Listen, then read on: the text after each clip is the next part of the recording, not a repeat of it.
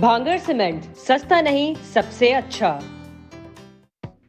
खास खबर के प्रस्तुतकर्ता हैं हेम पुष्पा। इम्यूनिटी बढ़ाए, स्वस्थ बनाए, महिलाओं की नंबर 1 आयुर्वेदिक औषधि व टॉनिक। सह प्रायोजक पेट सफा आयुर्वेदिक चूर्ण। पेट सफा तो हर रोग दफा। 24 घंटे में देश में मिले 56,000 से ज्यादा मरीज, 919 ने गंवाई जान, 45,000 से ज्यादा हुए स्वस्थ। एक्टिव केस 6 लाख के करीब। प्रदेश में 24 घंटे में 750 से ज्यादा बीमारों की पुष्टि, 39,000 के करीब पहुंचे संक्रमित केस। अब तक 455 की मौत। रिकवरी रेट 83% के करीब। नई शिक्षा नीति को लेकर गठबंधन सरकार का मंथन। चंडीगढ़ में हुई बीजेपी और जेजेपी विधायक दल की बैठक। संस्कृति मॉडर्न स्कूलों की संख्या बढ़ाने की तैयारी।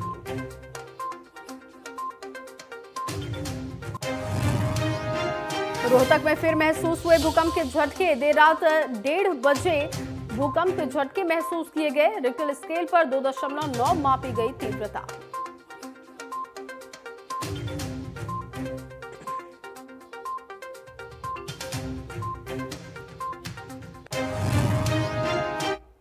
नमस्कार, स्वागत है आप सभी का। आप देख रहे हैं इंडिया न्यूज हरियाणा। मैं हूं आपके साथ जया मिश्रा। बुलेटिन की शुरुआत करेंगे बड़ी खबर के साथ, और बड़ी खबर इस वक्त फरीदाबाद से। फरीदाबाद में 2 बच्चे बारिश के पानी में डूब गए हैं और तिगांव में ये हादसा हुआ है। दोनों बच्चों की मौत हो चुकी है। अवैध रूप से खेत की खुदाई की गई थी। गड्ढे में पानी भरने से दोनों बच्चों की मौत हो गई है। बच्चों की उम्र 9 और 6 साल बताई जा रही है। दोनों बच्चों की जान चली गई है। परिवार में मातम का माहौल बना हुआ है।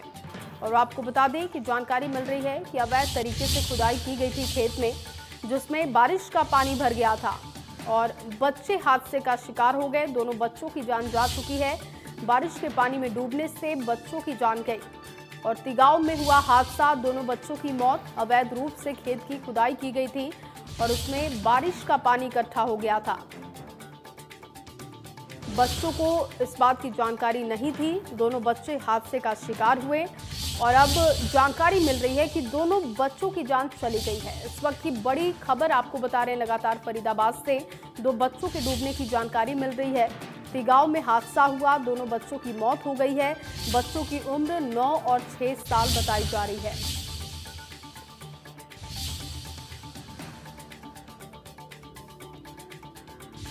तो लगातार बड़ी खबर फरीदाबाद के तिगांव से आपको बता रहे हैं। तिगांव में एक हादसा हुआ जिसमें 2 बच्चों की जान जा चुकी है।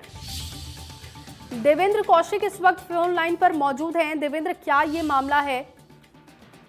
जया, बिल्कुल देखिए, ये देर शाम का मामला है जिसमें 2 बच्चे, एक 9 वर्षीय सुंदर और एक 6 वर्षीय कार्तिक, दोनों बच्चे खेलने के लिए घर से निकले थे। और जहां कॉलोनी में ये रहते हैं तिगांव में, उसी के बराबर में एक खेत है और खेत को अवैध रूप से वहां माइनिंग की गई थी और वहां बारिश का पानी उसमें भरने के कारण ये बच्चे खेलते खेलते उस पानी में पहुंच गए और पानी में वहीं डूबकर इनकी मौत हो गई है। पुलिस ने दोनों बच्चों की डेड बॉडी अपने कब्जे में लेकर पोस्टमार्टम के लिए सिविल हॉस्पिटल भिजवा दी गई है। जी जया। बहुत शुक्रिया देवेंद्र जुड़ने के लिए, तमाम जानकारी के लिए। तो आपको बता दें कि पुलिस ने इस पूरे मामले में शवों को कब्जे में लेकर अब जांच शुरू कर दी है।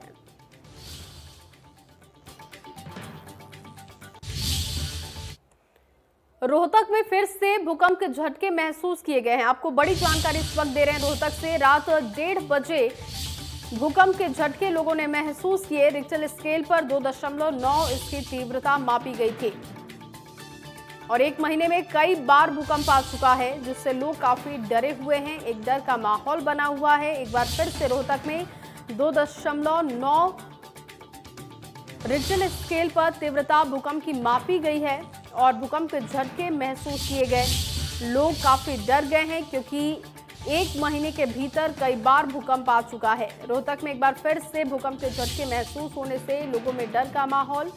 रात 1:50 पर भूकंप के झटके लोगों ने महसूस किए। रिक्टर स्केल पर इसकी तीव्रता 2.9 मापी गई है और रोहतक में बार बार भूकंप आ रहा है, जिससे कि डर के साए में लोग जी रहे हैं। उनका कहना है कि 1 महीने में कई बार भूकंप आ चुका है, ऐसे में वो काफी डरे हुए हैं। और एक बार फिर से देर रात भूकंप के झटके महसूस किए गए। बताया जा रहा है रात 1:50 पर भूकंप आया था। जिसकी तीव्रता 2.9 मापी गई है रिक्टर स्केल पर। लोगों का कहना है कि कई बार भूकंप के झटके अब तक महसूस किए गए हैं। महीने में लगभग 5 से 6 बार भूकंप के झटके लोगों ने महसूस किए, जिसकी वजह से वो काफी डरे हुए हैं। और हालांकि तीव्रता काफी कम रही है, लेकिन एक बार फिर से रोहतक में लोगों के अंदर डर का माहौल बन गया है इस भूकंप के आने के बाद। रात 1:50 पर भूकंप आया था। इसकी तीव्रता 2.9 मापी गई है और एक महीने में कई बार भूकंप आ चुका है, जिसकी वजह से डर का माहौल बना हुआ है रोहतक में।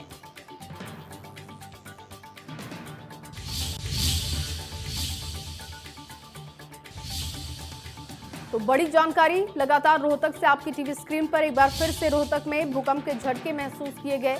रात 1:50 पर भूकंप के झटके लोगों ने महसूस किए। रिक्टर स्केल पर 2.9 इसकी तीव्रता मापी गई है। कई बार रोहतक में भूकंप आ चुका है और आपको बता दें कि एक महीने के भीतर कई बार लोगों को भूकंप का एहसास हुआ, भूकंप के झटके महसूस हुए, जिसकी वजह से लोग काफी डरे हुए हैं।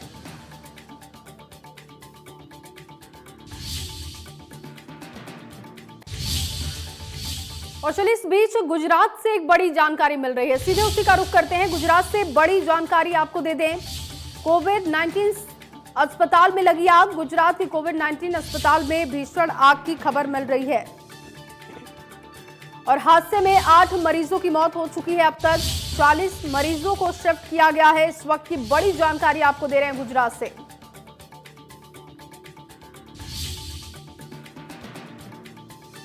और अहमदाबाद के कोरोना हॉस्पिटल में आग की खबर है। 8 मरीजों की मौत।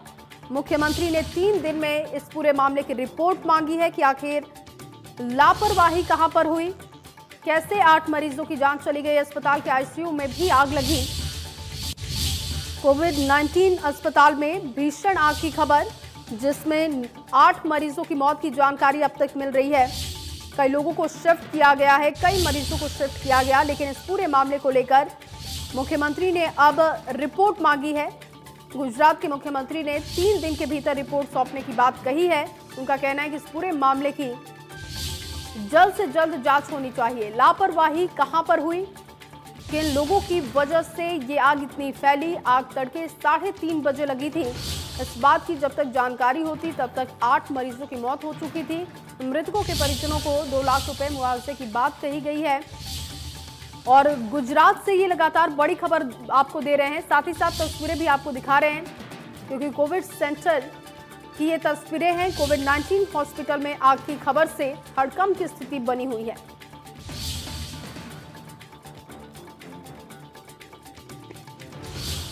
और आपको बता दें कि इस मामले में मृतकों के परिजनों को 2 लाख रुपए का मुआवजा दिया जाएगा। मुख्यमंत्री की तरफ से इसका ऐलान किया गया है। साथ ही साथ 3 दिन के भीतर इस पूरे मामले की रिपोर्ट सौंपनी होगी। आखिर आग कैसे लगी, कहां पर लापरवाही हुई। हालांकि 3:30 बजे सुबह आगजनी की खबर सामने आई है। 40 मरीजों को दूसरे वार्ड में शिफ्ट किया गया और आग तड़के 3:30 बजे लगी। जब तक किसी को जानकारी लगती तब तक 8 मरीजों की मौत हो चुकी थी। अब परिजनों के लिए 2 लाख रुपए मुआवजे का ऐलान किया गया है। और आपको बता दें कि कई मरीज जिनके जख्मी होने की भी खबर मिल रही है। एक पैरा मेडिकल स्टाफ के घायल होने की भी खबर मिल रही है, क्योंकि अफरा तफरी का माहौल बन गया। सुबह 3:30 बजे आग लगने की खबर सामने आई, जिसके बाद दमकल विभाग की टीम मौके पर पहुंची। दमकल की टीम ने 4:20 पर आग पर काबू पाया। आग जब लगी उस समय आईसीयू में 10 कोरोना के मरीज थे, जबकि पूरे हॉस्पिटल में 49 कोरोना मरीज थे। इनमें से 8 लोगों की मौत हो चुकी है। और इसके साथ ही स्थानीय प्रशासन और पुलिस विभाग की टीम भी अस्पताल पहुंची। आग लगने के पीछे की वजह शॉर्ट सर्किट बताई जा रही है। कुछ लोगों का कहना है कि आईसीयू में शॉर्ट सर्किट हुआ, जिसकी वजह से ये आग लगी। हालांकि फोरेंसिक विभाग की टीम अब मामले की जांच कर रही है कि आखिर ये आग लगी कैसे। जो प्राथमिक जानकारी मिल रही है उसके हिसाब से शॉर्ट सर्किट की वजह से आग लगी है। आईसीयू में शॉर्ट सर्किट हुआ, जिसकी वजह से आग लगी। अब खबर हिसार से है, जहां हिसार के पीडब्ल्यूडी रेस्ट हाउस में जनता की समस्याएं सुनने पहुंचे बिजली एवं जल मंत्री रणजीत सिंह को बर्खास्त पीटीआई का सामना भी करना पड़ा। मंत्री के आने के बाद कार्यक्रम के चलते काफी संख्या में वहां पर बर्खास्त पीटीआई अपनी बहाली की मांग को लेकर रेस्ट हाउस के सामने प्रदर्शन करने के लिए पहले पहुंच गए थे। सरकार के खिलाफ नारेबाजी करते हुए पीटीआई रेस्ट हाउस के सामने ही बैठ गए। जब मंत्री रणजीत सिंह पहुंचे तो वो पीटीआई की बात सुनने के लिए रुक गए। इस दौरान एक बर्खास्त पीटीआई का गुस्सा भी फूट पड़ा। उसने मंत्री रणजीत सिंह से तीखे लहजे में बात की। हम बर्खास्त की का आज हमारा 65वां दिन है और प्रदर्शन जो है, धरना है, वो हमारा 52वें दिन में प्रवेश कर चुका। चौधरी रणजीत सिंह के नेतृत्व में हरियाणा सरकार ने कमेटी का गठन किया था। आज हम मुलाकात के तौर पे नहीं आए थे।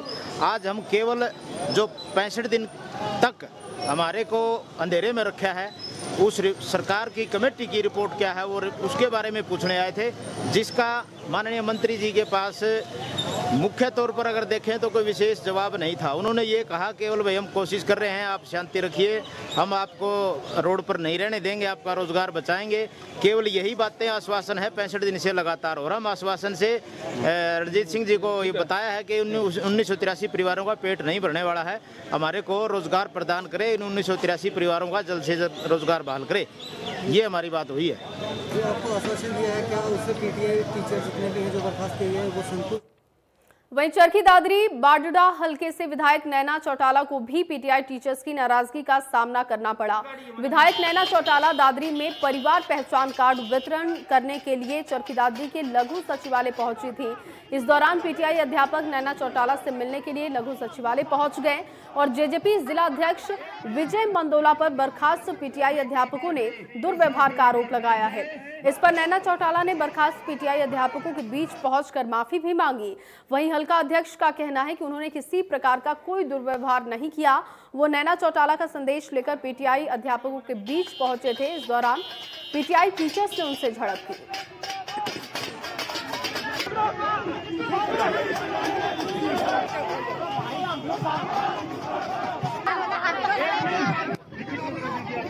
कोई बात नहीं तो साथियों एक बार बैठ जाए।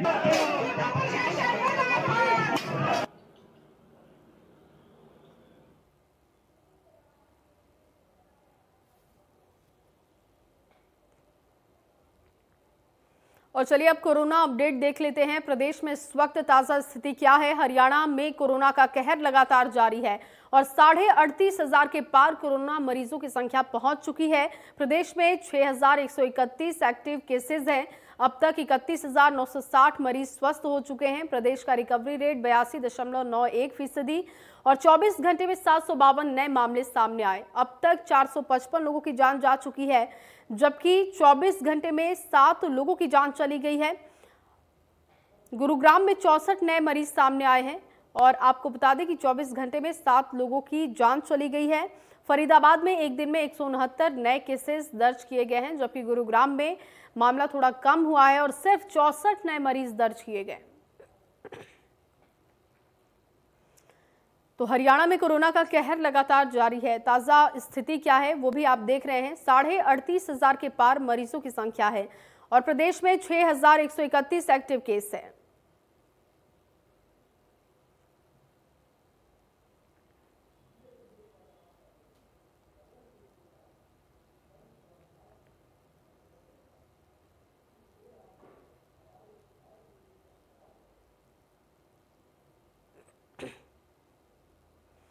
और फरीदाबाद में एक दिन में 169 नए मरीजों की पुष्टि हुई है। साथ ही साथ गुरुग्राम में 64 मरीजों में कोरोना की पुष्टि हुई है। अब देश में स्थिति क्या है, क्योंकि कोरोना की रफ्तार लगातार बढ़ती हुई दिख रही है। एक बार फिर से 24 घंटे में 56,000 से ज्यादा कोरोना के केसेस दर्ज किए गए। देश में 56,500 से ज्यादा कोरोना के पॉजिटिव केसेस। एक दिन का आंकड़ा आपको बता रहे हैं 19,63,000 के पार कोरोना मरीजों का आंकड़ा पहुंच चुका है। एक दिन में करीब 1,000 कोरोना मरीजों की जानकारी मिल रही है कि लगातार ये जो मामले हैं वो बढ़ते हुए इसलिए दिखाई दे रहे हैं क्योंकि टेस्टिंग की प्रक्रिया बढ़ाई गई है और इस वक्त जो एक्टिव केसेस की संख्या है वो लगभग 6 लाख के करीब है। एक बार फिर से 19,63,000 से ज्यादा कोरोना के कुल केसेस 24 घंटों के आंकड़ों के साथ ही बढ़ चुके हैं। एक दिन में ये मामले जो लगातार 50,000 से ज्यादा आ रहे हैं वो आंकड़ों में सबसे ज्यादा उछाल दे रहे हैं। करीब 6 लाख कोरोना मरीजों का इलाज हो रहा है।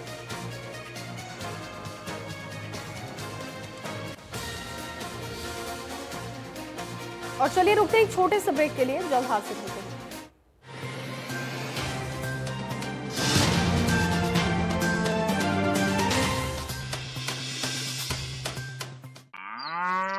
हाँ भाई, डॉक्टर साहब भैंस ने कहा चढ़ा दिया था, जर फंस गई। ब्याने से 21 दिन पहले आम फीड डाली होगी।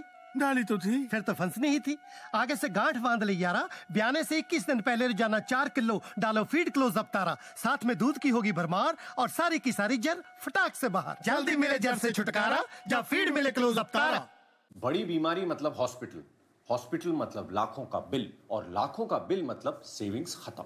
आज ही हेल्थ इंश्योरेंस करवाइए policybazaar.com पे। अब छोटी छोटी मंथली पेमेंट्स में महंगा नहीं है। policybazaar.com, standard terms and conditions apply. अरे भैया, तुम्हें कब से क्या? लोग ऐसी गंभीर समस्या को हंसी मजाक में उड़ाते हैं। खास जड़ी बूटियों से बना पेट सफा आयुर्वेदिक चूर्ण आज ही ले आए। पेट सफा पहली रात से ही असर दिखाता है और इसकी आदत भी नहीं पड़ती। पेट सफा, हर रोग दफा। देश प्रदेश, खेल और ग्लैमर की हर हलचल, हम रखते हैं सच की तह तक जाने का जज्बा। देंगे आपकी नई सोच को एक नई उड़ान। खबरों का है यही बाजार। आज समाज, पंजाब और हरियाणा का भरोसेमंद अखबार। देखिए क्या फालतू सीमेंट लगा रहे हैं। कुछ साल में जंग हमें खा जाएगा। अब बिल्डिंग वैसे हमारी बिल्डिंग में तो श्री संगरोधक सीमेंट लगा रहे हैं। लकी हो। तुम कहाँ के हो? यूपी के। हमारी मम्मी भी वहीं की है। आंटी वहाँ की है।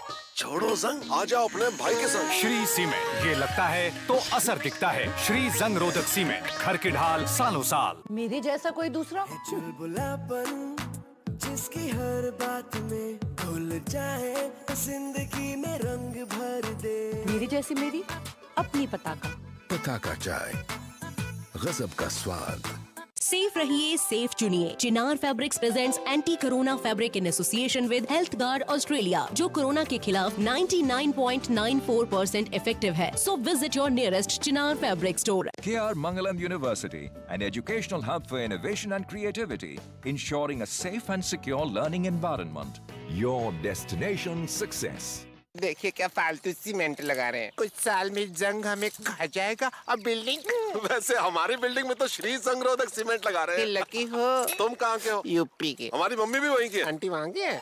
छोड़ो जंग, आ जाओ अपने भाई के संग। श्री सीमेंट, ये लगता है तो असर दिखता है। श्री संगरोधक सीमेंट, घर की ढाल सालों साल। ये अंधेरा बेशक एक हकीकत है, पर देश है भरोसेमंद हाथों में। विश्वास रखिए, हम जल्द उभरेंगे मजबूती के साथ। बस संभाल लीजिए खुद को, परिवार को, रोजगार को, कारोबार को। नए स्किल सीखिए, इस चुनौती को चैलेंज कीजिए। लॉग ऑन कीजिए digividyapith.com पर। डिजी विद्यापीठ, स्किल्स नए जमाने के। खास जड़ी बूटियों से बना पेट सफा आयुर्वेदिक चूर्ण आज ही ले आए। पेट सफा पहली रात से ही असर दिखाता है और इसकी आदत भी नहीं पड़ती। पेट सफा, हर रोग दफा। कभी हुआ है आपके साथ ऐसा कि भूख ना हो फिर भी खाने को मन चाहे? होगा, ऐसा भी होगा जब रसोई से नैनो बासमती राइस की खुशबू आप तक पहुंचेगी। नैनो बासमती राइस, सिर्फ राइस नहीं, अपना राइस। खास खबर के प्रस्तुत करता है हेम पुष्पा। इम्यूनिटी बढ़ाए, स्वस्थ बनाए, महिलाओं की नंबर 1 आयुर्वेदिक औषधि व टॉनिक। सह प्रायोजक पेट सफा आयुर्वेदिक चूर्ण। पेट सफा तो हर रोग दफा। मुख्यमंत्री मनोहर लाल ने चंडीगढ़ में 24 घंटे में 919 मरीजों की मौत। एक बार फिर से 24 घंटे में 56,000 से ज्यादा केसेस आए सामने।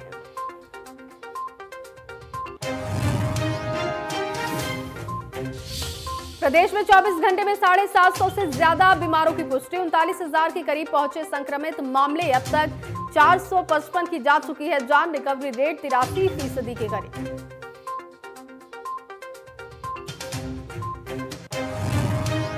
नई शिक्षा नीति को लेकर गठबंधन सरकार का मंथन। चंडीगढ़ में हुई बीजेपी और जेजेपी विधायक दल की बैठक। संस्कृति मॉडल स्कूलों की संख्या बढ़ाने की तैयारी।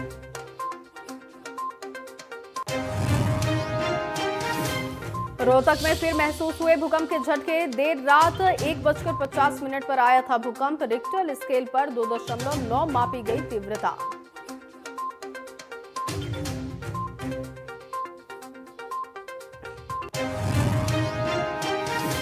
ब्रेक के बाद स्वागत है आप सभी का। मुख्यमंत्री मनोहर लाल ने चंडीगढ़ मुख्यालय से वीडियो कॉन्फ्रेंसिंग के माध्यम से महिला एवं बाल विकास विभाग की 2 महत्वाकांक्षी योजनाओं का शुभारंभ किया। महिला एवं किशोरी सम्मान योजना और मुख्यमंत्री दूध उपहार योजना का शुभारंभ कर दिया गया है। मुख्यमंत्री ने महिलाओं और बेटियों को ये बड़ी सौगात दी है।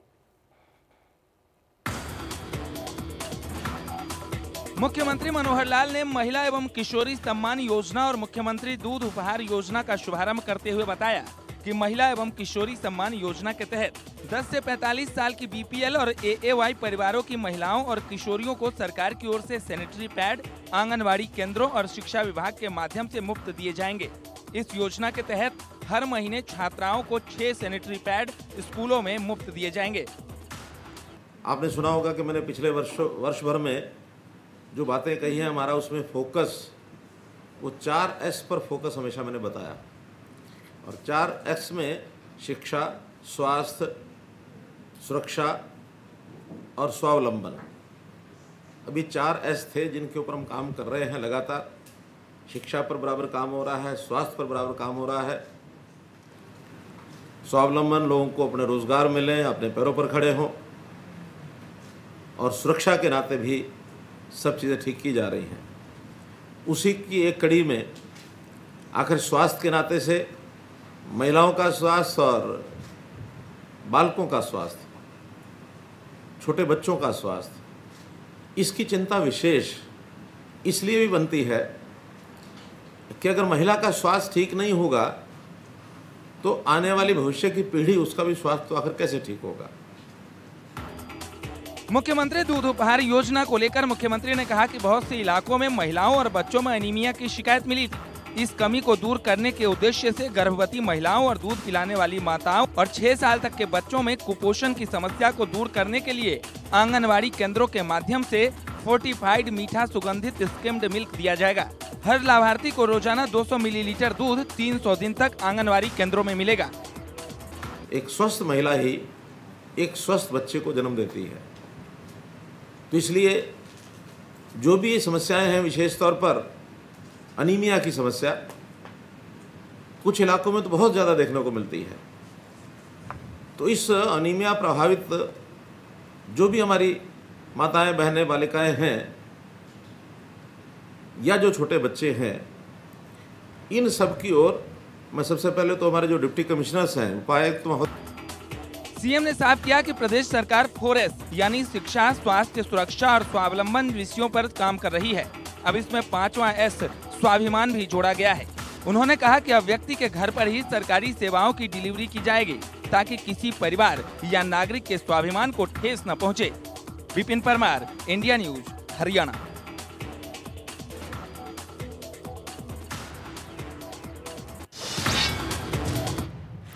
नई शिक्षा नीति को लेकर चंडीगढ़ में बीजेपी और जेजेपी विधायक दल की बैठक हुई। मुख्यमंत्री मनोहर लाल की अध्यक्षता में ये बैठक हुई।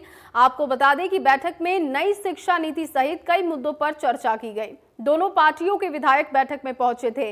बैठक के बाद शिक्षा मंत्री कंवरपाल गुर्जर ने कहा कि संस्कृति मॉडल स्कूलों की संख्या बढ़ाने की सरकार की तैयारी है।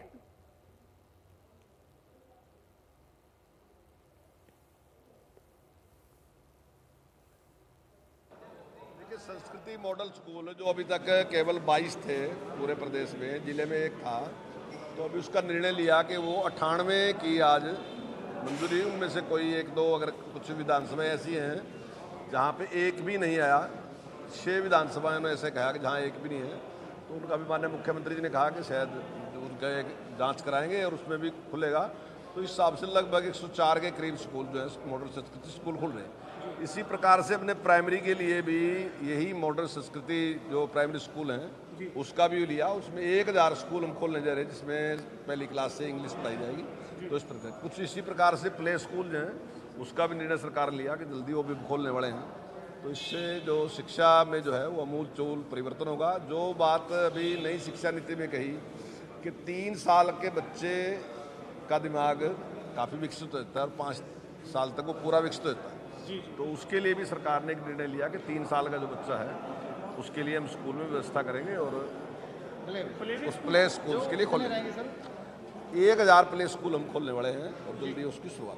104 जो स्कूल है संस्कृति मॉडल स्कूल, इनका भी कोई पैरामीटर बनाया गया कि जैसे 90 विधानसभा नहीं, ये हमारा वैसे पहले जिले में एक था, तो कम से कम विधानसभा में एक तो जरूरी है। वैसे तो हमने जो हमारा जो एजुकेशन का जो ब्लॉक है उसमें हमने खोलने का निर्णय लिया, लेकिन कई बार जो हमारा डेवलपमेंट का ब्लॉक है, एजुकेशन का ब्लॉक है, वो अलग अलग है, तो कई बार वो मिक्स हो जाता है। लेकिन जब बात करते हैं तो वो दूसरे ब्लॉक की बात करते हैं, वो एजुकेशन का ब्लॉक है, तो हर ब्लॉक में हमने एक रखा। लेकिन कुछ कॉन्स्टिट्यूंसी ऐसी हैं जो खाली रहेगी, जिनमें नहीं था। 6 कॉन्स्टिट्यूंसी ऐसी हैं जिन्होंने कहा कि उनके यहाँ कोई नहीं है, तो वहाँ भी माननीय मुख्यमंत्री जी ने कहा कि कॉन्स्टिट्यूंसी के अनुसार भी होना चाहिए। सर, शिक्षा नीति पर भी कोई विधायकों के सुझाव आए हो या फिर आपने मोटे तौर पर चर्चा क्या की शिक्षा नीति को लेकर? नहीं, आज शिक्षा नीति पे तो नहीं, लेकिन कुछ और सुझाव विधायकों ने दिए जिसके बारे में जो भी उन्होंने सुझाव दिए उन पर अमल करें। देखिए, संस्कृति। और अब बात राम मंदिर की खुशी की करेंगे। दरअसल राम मंदिर निर्माण की नींव रखे जाने के बाद पूरे हरियाणा में लोगों ने ढोल नगाड़े बजाए, कहीं पटाखे छोड़े गए तो कहीं लड्डू भी बांटे गए। देखिए हरियाणा में राम मंदिर को लेकर लोगों ने किस तरीके से जश्न मनाया।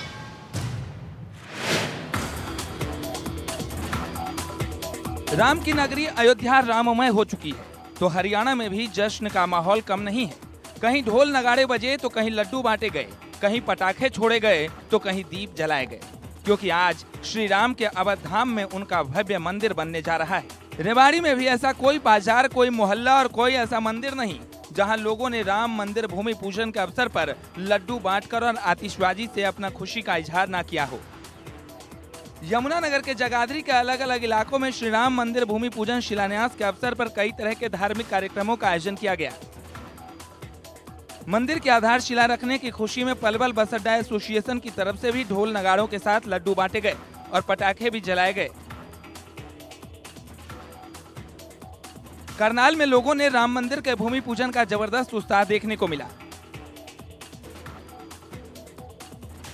सिरसा में भी शहर भर में फूलों की वर्षा की गई, जय श्री राम के नारे लगाए गए। वहीं दूसरी ओर सिरसा के नेहरू पार्क में बजरंग दल और हिंदू परिषद के द्वारा महायज्ञ का आयोजन भी किया गया।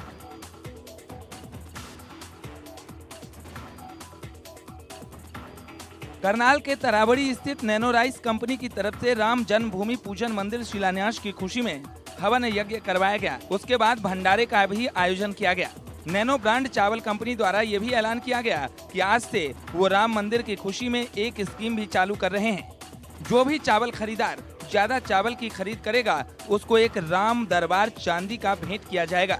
नैनो ब्रांड चावल कंपनी के मालिक अमित जैन ने हवन यज्ञ कर सभी आए हुए लोगों का आशीर्वाद लिया और राम के नाम का भजन कर आज श्री राम के मंदिर के नाम पर आहुति डाली। उसी के पर्व पर हमने अपने यहाँ पर भी हवन यज्ञ किया एवं भंडारा किया। आज अंदर से इतनी खुशी है जैसे आज ही दिवाली मनाई जा रही है। सारा देश खुश है और आज इस पावन पर्व पर हमने भी अपने सभी नैनो परिवार के नैनो चावल खरीदार को एक चावल खरीदने पर एक चांदी का राम दरबार उपहार स्वरूप भेंट करने की पेशकश की है।